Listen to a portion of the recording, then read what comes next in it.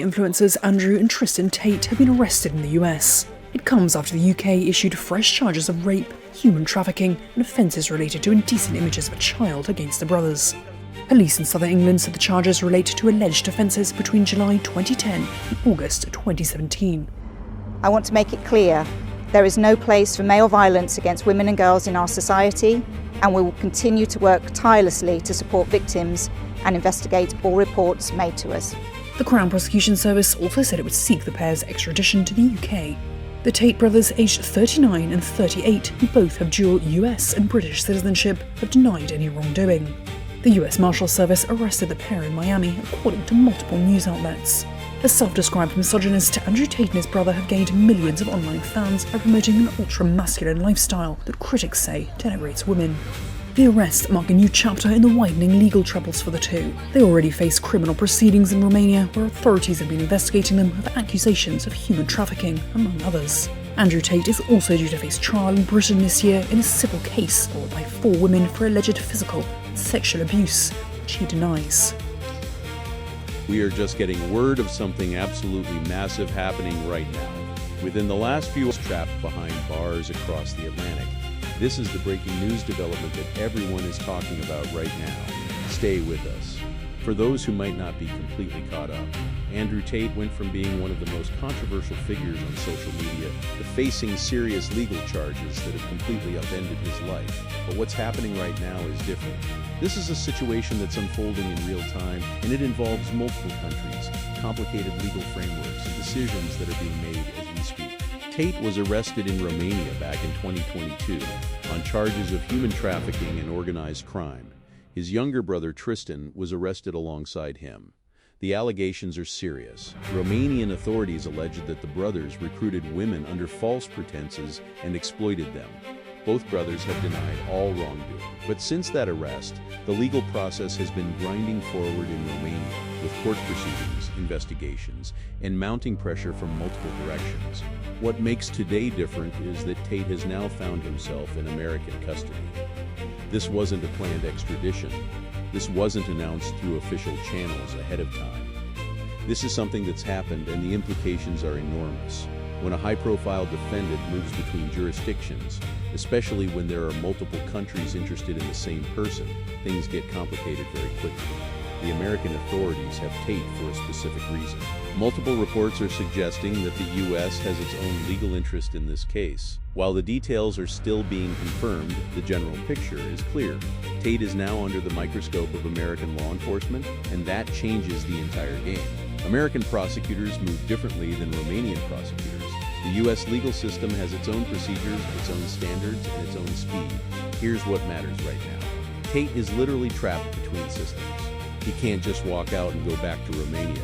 He can't simply return to Britain, where he's also dealing with civil and legal matters. He's in a holding pattern in the United States, and every hour that passes, new decisions are being made about what happens next.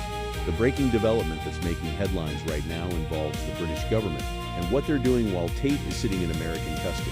This is crucial. The UK has been observing this case for some time. British authorities have been tracking Tate's activities, his social media presence, and the allegations against him, but now Britain is making its move. And according to multiple sources, this move is tactically given the nature of the allegations and the content he was promoting. Think about the complexity here. You have Romania with an active case and serious charges. You have the United States now with custody and apparently its own legal interests. And now you have Britain indicating it wants a piece of this as well. Tate is potentially looking at facing justice systems from 3 different countries, 3 different legal frameworks, 3 different sets of prosecutors with their own agendas and their own standards. This is the nightmare scenario for any defendant. Multiple jurisdictions pursuing the same person simultaneously creates a situation where there are very few good outcomes. Tate's legal team has to navigate not just one complex case, but potentially several. They have to coordinate defenses across international borders. They have to manage different legal standards, different procedures, and different consequences. The timing of Britain's move is strategic. It happens now while Tate is already in custody in the U.S. He can't flee. He can't disappear. He can't fight back by simply moving locations. He's trapped in a system, and the walls are closing in from multiple directions. You might be wondering why this is such a big deal. Why does it matter that multiple countries are interested in prosecuting one person? The answer gets at something much deeper about how justice works in the modern world and what happens when someone becomes internationally notorious for all the wrong reasons. Andrew Tate built an empire on controversial content. He had millions of followers. He sold courses. He had businesses. He cultivated a persona that appealed to a specific demographic. But the flip side of that influence is responsibility. When you have that kind of reach, and when allegations emerge that you've been involved in serious crimes, multiple governments take notice. The fact that Britain is now making an official move suggests something important. British authorities have determined that there's enough to pursue, that Tate's actions violated British law, and that British courts have jurisdiction to hear a case. This isn't just about extradition. This is about the principle that you can't hide behind borders when you've allegedly broken laws in multiple countries. For Tate's supporters and observers, this represents the system working. It represents accountability. It shows that no matter how famous you are, no matter how many followers you have, you cannot escape legal consequences if multiple governments are willing to pursue them. Tate's online persona painted a picture of someone above consequences, someone who could say and do whatever he wanted, which have faced scrutiny and sanctions, are likely crumbling further. His online platform, which was always going to be compromised by legal troubles, is now completely fractured. But it goes deeper than Tate himself. His case has become a watershed moment in how society discusses masculinity, online influence, and accountability. The prosecution of figures like Tate has implications for how we regulate social media, how we handle controversial content creators, and what responsibility platforms have for the people they amplify. The international dimension adds another layer. When one country pursues someone and then another country jumps in, it creates precedent. It shows that the international community can coordinate.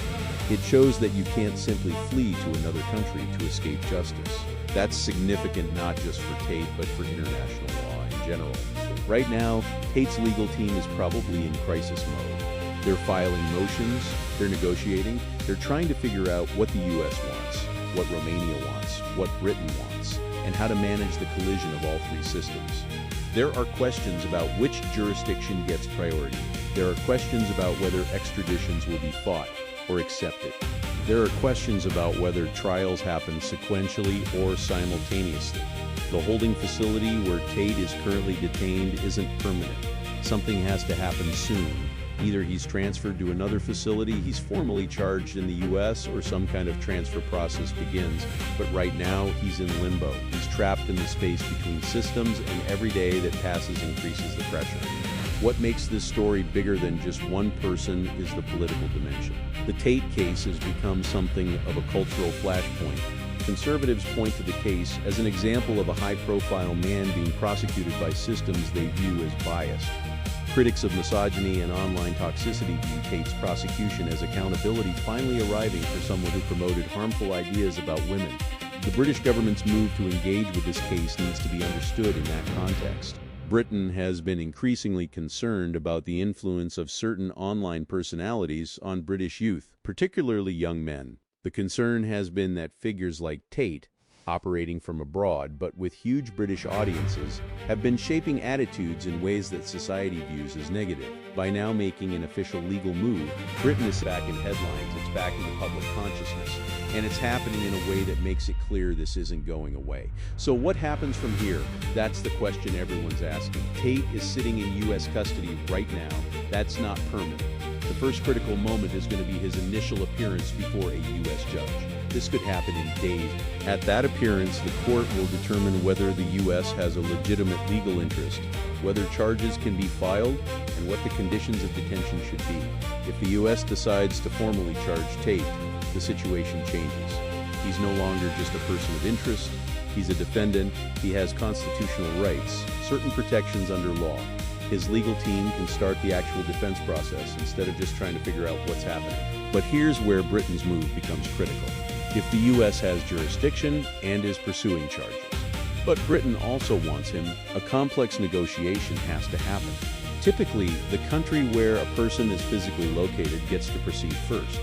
But there are extradition treaties, cooperation agreements, and other mechanisms that let countries work together. Romania is still pursuing its case. That case has been moving through the Romanian system for a couple of years now. There's already significant legal progress there. Court hearings have happened. Evidence has been presented. So Romania might actually have the strongest claim to proceed first. The timeline matters enormously. If Romania gets Tate extradited from the U.S., then the case proceeds there. If the U.S. moves quickly and files charges, they might hold on to him. If Britain files charges and makes a compelling case for jurisdiction, things get even more complicated. What Tate's legal team is probably hoping for is that the jurisdictions will negotiate and eventually narrow things down. Maybe one country agrees to prosecute and the others agree to accept that outcome. That would be far preferable to facing multiple trials in multiple countries. But that requires cooperation between governments, and there's no guarantee that's going to happen. The critical window is probably the next few weeks. Within that time frame, the U.S. will need to make decisions. Britain will need to formalize whatever move they're making. Romania will need to assert its priority given that it's already been prosecuted. In that chaos, the real legal situation will start to clarify. What's happening to Andrew Tate is happening at a moment when society is reckoning with online influence and accountability. The case has implications far beyond Tate himself. It's a test case for cautionary tale. It's a demonstration that the international legal system is catching up with the global nature of online platforms. You can't operate globally and only expect to face local consequences. Multiple jurisdictions are watching. Multiple governments care about what's happening online in their countries. For the legal system itself, this case is pushing evolution. Judges are going to have to wrestle with complicated questions about jurisdiction, about what constitutes a crime across borders, about how to handle someone being pursued by multiple countries. The decisions made in Tate's case will probably influence how similar situations are handled in the future. Beyond the legal mechanics, there's a human element here that's easy to miss. Andrew Tate is a real person experiencing this. His family is experiencing this. His brother Tristan, also detained, is also in limbo. Their mother has been vocal about her concerns. His supporters have rallied. His opponents are celebrating. But from Tate's perspective, he's facing a nightmare scenario. Multiple countries pursuing him, potentially years of legal proceedings.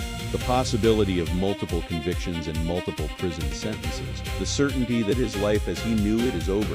Whatever happens legally, Tate's future has fundamentally changed. He went from internet celebrity to defendant spread across 3 international legal systems. That's not a small thing, that's a complete life transformation. It's a cautionary tale about how quickly things can collapse when legal systems focus on you.